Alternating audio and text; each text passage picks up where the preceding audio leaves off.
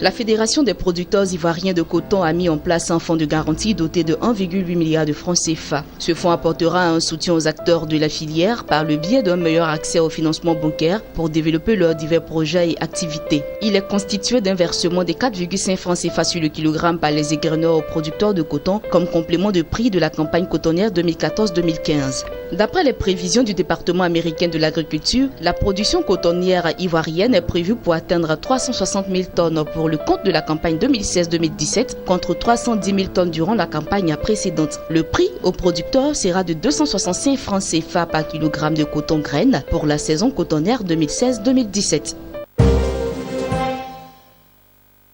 Le ministère ivoirien de l'Agriculture et du Développement rural a annoncé avoir reçu de la Banque africaine de développement un financement d'un montant de 3,8 milliards de francs CFA accordé dans le cadre de la mise en œuvre du document de stratégie pays 2013-2017 de la BAD. Ce montant est destiné à soutenir la gestion foncière rurale. Ce financement accordé au ministère vise la création de comités villageois de gestion foncière rurale, la réduction des conflits intercommunautaires, la réalisation de campagnes de sensibilisation sur le code foncier, y compris sur les droits successoraux de la femme en matière de foncier rural et la délimitation de 1761 territoires de villages dans le Grand Ouest et dans le nord-est de la Côte d'Ivoire. Notons que ce financement a déjà permis d'acquérir 15 véhicules automobiles et 75 motos qui seront mis à la disposition de la direction du foncier rural et des directions régionales et départementales des zones du projet. Le ministre ivoirien des Transports Amadou Koné a récemment annoncé le renforcement dans quelques mois de la flotte d'Air Côte d'Ivoire, la compagnie aérienne nationale. Selon le ministre, Air Côte d'Ivoire, avec une flotte qui s'accroît et des destinations qui se multiplient, offre des services de qualité proches des grandes compagnies et fait la fierté de la Côte d'Ivoire. S'agissant des vols domestiques, le ministre a indiqué que d'importants moyens ont été dégagés par l'État et la compagnie elle-même pour réhabiliter les aérodromes et les rendre fonctionnels.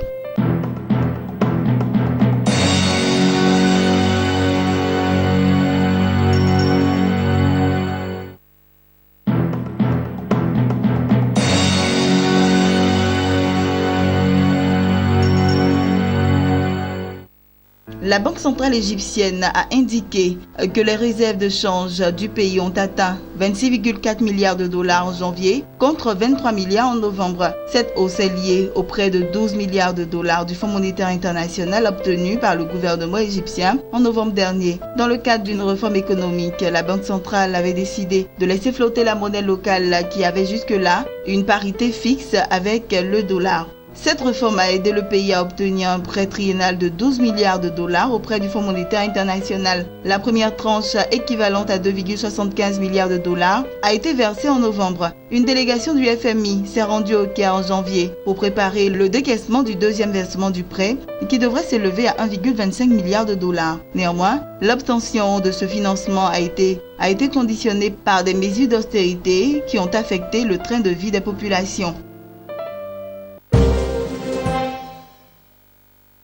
Hyundai Rotem, la filiale du géant sud-coréen de l'automobile, vient de signer son plus gros contrat en Afrique. En effet, la compagnie est parvenue à un accord d'un montant total de 380,7 millions de dollars avec le gouvernement égyptien pour la fourniture de 256 wagons au métro du Caire. Selon les mobilités du contrat, Hyundai Rotem se chargera également de la maintenance des véhicules sur 8 ans après leur livraison. La livraison débutera l'année prochaine et s'achèvera en 2020.